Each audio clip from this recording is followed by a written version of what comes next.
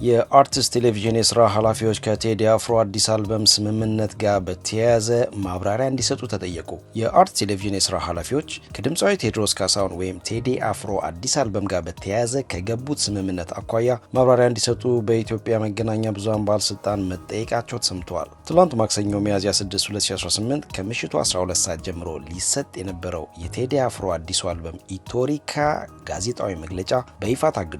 ድምፃዊ ከተለያዩ ጋዜጠኞች ጋር የሚያደርገውን ይህንን መግለጫ በቀጥታ ስርጭት ለማስተላለፍ ከአርት ቴሌቪዥን ጋር አስቀድሞ ስምምነት ተፈራርሞ የነበረ ቢሆንም ከመንግስት በቀረበ ጥብቅ እገዳ ምክንያት የቀጥታ ስርጭቱ እንዲቋረጥ ተገዷል። የዋዜማ ሬዲዮ ምንጮች እንዳረጋገጡት ከሆነ ትላንት ረፋዱ ላይ የቴሌቪዥን ጣቢያው ስራ አስፈጻሚን ጨምሮ የጣቢያው ስራ ኃላፊዎች በኢትዮጵያ መገናኛ ብዙሃን ባለስልጣን ዋና መስሪያ ቤት በመገኘት ስለ ስምምነቱ ማብራሪያ ሰጥተዋል። ድምፃዊ ቴዎድሮስ ካሳሁን ወይም ቴዲ አፍሮ ከ8 ዓመታት በኋላ ኢቶሪካ የተሰኘውን አዲሱን አልበም የፊታችን ሐሙስ ሚያዝያ 8 2018 ከቀኑ 8 ሰዓት ጀምሮ በተለያዩ ዓለም አቀፍ የሙዚቃ ማሰራጫ መተግበሪያዎችና በዩቲዩብ ገጹ በኩል ለአድማጮች እንደሚያቀርብ ማስታወቁ ይታወሳል። የመግለጫው መታገድና የቴሌቪዥን ጣቢያው ኃላፊዎች መጠራት በአልበሙ ይፋ መሆን ላይ ስለሚኖረው ተጽዕኖ እስካሁን በይፋ የተባለ ነገር የለም። የትግራይ እስልምና ጉዳዮች ጠቅላይ ምክር ቤት በአክሱም ከተማ ባለፈው ሳምንት በሙስሊሞችና መስጂዶች ላይ ኢሰብአዊ ጥቃቶች ተፈጽመዋል ሲል ባወጣው መግለጫ ላይ አውግዘዋል። ድርጊቱ አሳዛኝና ከህዝቡ የመከባበርና አብሮ የመኖር ባህል ጋር የሚቃረን መሆኑን የጠቀሰው ምክር ቤቱ ክስተቱ ድንገተኛ ሳይሆን የቆየ የጥላቻ ንግግር ውጤት ነው ብለዋል። ጸጥታ ኃይሎች ከሙስሊሞች የድምፅ ማጉያዎችን ለመንጠቅ የሚያስገድዳቸው ምንም አይነት ህጋዊ ምክንያት አልነበረም ሲል ምክር ቤቱ የተቸ ሲሆን በዕለቱ ቅዱስ ቁርአን የመቅደድ መሬት ላይ የመወርወርና የመስጊዱን ንብረቶች የመስበር ድርጊት ተፈጽመዋል ሲል ኮንነዋል። ምክር ቤቱ መንግስት የድርጊቱን አነሳሾችና ፈጻሚዎች በቁጥጥር ስር አውሎ ለፍርድ ማቅረብ እንዳለበትም አሳስበዋል። በአማራ ክልል ደቡብ ጎንደር ዞን ስማዳ ወረዳ ወገዳ ከተማ ታጣቂዎች የህዝብ መገልገያ ተቋማትን የማውደምና የመዝረፍ ድርጊቶችን ፈጽመዋል ሲል የወረዳው አስተዳደር ከሰሰ። ታጣቂዎቹ መከላከያ ሰራዊት ወረዳውን ለቀው መውጣቱን ተከትሎ ከየካቲት 1 2018 እስከ መጋቢት 25 ድረስ ወረዳውን በተቆጣጠሩበት ወቅት 6 የወላዶች መገልገያ አምቡላንሶችን መዝረፋቸውን፣ ከ8600 ኩንታል በላይ የአፈር ማዳበሪያ ዘርፈው ለህገወጥ ነጋዴዎች መሸጣቸውን፣ ከጤና ተቋማት መድኃኒቶችን መዝረፋቸውንና የህዝብ መገልገያ ተቋማትን ማቃጠላቸውን የወረዳው አስተዳደር ጠቅሷል። የጊዜያዊ አስተዳደሩ የትግራይ ሰራዊት እንቅስቃሴ ላይ ገደብ እንዲጣል ትዕዛዝ አስተላልፈዋል በሚል የተሰራጨው መረጃ ሐሰተኛ ነው ሲል አስተባበለ።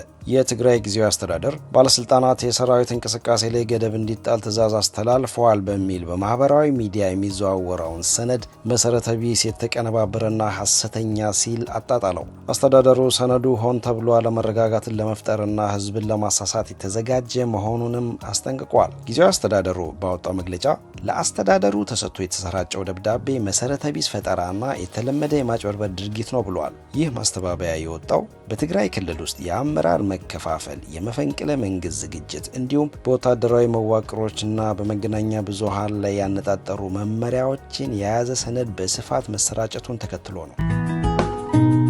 በሱዳን ጦርነት ምክንያት ከ10 ሰዎች መካከል 7ቱ ለድህነት መዳረጋቸውን የተባበሩት መንግስታት ድርጅት ገለጸ። በሱዳን ከ10 ሰዎች መካከል 7ቱ አሁን ላይ በድህነት ውስጥ እንደሚገኙ አንድ ከፍተኛ የተባበሩት መንግስታት ድርጅት የሥራ ኃላፊ ማክሰኞ ዕለት ለኤኤፍፒ ተናገሩ። ይህም ከ3 ዓመት በፊት በጦር ሰራዊቱና በከፊል ወታደራዊ ኃይሎች መካከል ጦርነት ከመቀስቀሱ በፊት ከነበረው ጋር ሲነጻጸር የ2 እጥፍ ጭማሪ አሳይቷል። የተባበሩት መንግስታት የልማት ፕሮግራም ወይም ዩኤንዲፒ የሱዳን ተወካይ ሉካ ሬንዳ ጦርነቱ የተጀመረበትን 3ኛ ዓመት ምክንያት በማድረግ ተቋሙ ያወጣውን አዲስ ሪፖርት መሰረት በማድረግ እንደገለጹት ከጦርነቱ በፊት በድህነት ውስጥ የሚኖሩ ሰዎች ቁጥር 38 በመቶ ገደማ ነበር። አሁን ግን ወደ 70 በመቶ ከፍ ብሏል ብለን እንገምታለን ብሏል። ሬንዳ የጠቀሱት አሃዝ በቀን $4 የድህነት ወለል ላይ የተመሰረተ ሲሆን ቢያንስ ሩብ የሚሆነው የአገሪቱ ህዝብ ደግሞ ከዚህ ግማሽ በሚያንስ ገቢ እንደሚተዳደር ተገልጿል። ሁኔታው በተለይም የጦርነቱ የሚገኙት ዋነኛ የውጊያ ቀጠና በሆነው ደቡብ ኮርዶፋና በሰሜን ዳርፉር እጅግ የከፋ መሆኑን የጠቀሱት ሬንዳ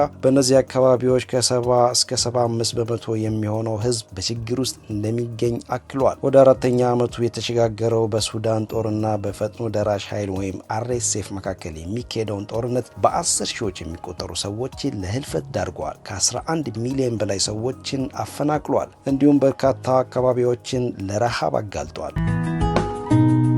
ጀርመን በሱዳን የሚካሄደውን ጦርነት ለማስቆም ሲቪል መር የሆነ አዲስ አተያይ ለመፍጠር የሱዳን ሲቪል ኃይሎችና ዓለም አቀፍ አካላት በርሊን ላይ ዓለም አቀፍ ስብሰባ እንዲቀመጡ ጋበዘች። ዓለም አቀፉ ስብሰባ ተፋላሚ ወገኖች ጦርነቱን የሚያበርድ የጋራ መግለጫ እንዲያወጡ ያለመ መሆኑን የጠቀሰችው ጀርመን ከተፋላሚ ወገኖች ጋር ግንኙነት ያላቸው አካላትና ገለልተኛ የሲቪል ማህበረሰብ ድርጅቶች ጦርነቱን ለማስቆም የሚያስችል የፖለቲካ ሂደት አጀንዳዎችንና መስፈርቶችን የሚቀርጽ ኮሚቴ ለማቋቋም ይስማማሉ የሚል ተስፋ እንዳላት ገልጻለች። በስብሰባው 40 ሱዳናውያን ሲቪል ተወካዮች ይሳተፋሉ ተብሎ እንደሚጠበቅም ተገልጿል።